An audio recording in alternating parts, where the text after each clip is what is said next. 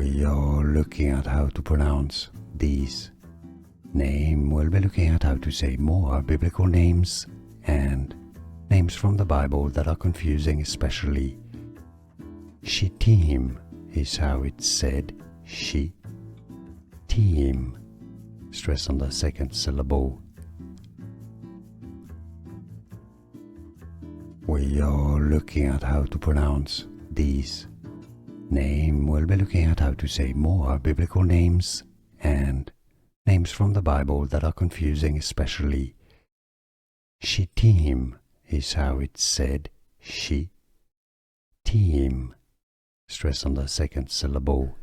Here are more videos on how to pronounce more confusing words and names too many mispronounced. Like this video if you found it useful. I appreciate your support. I'll see you soon and thanks for watching.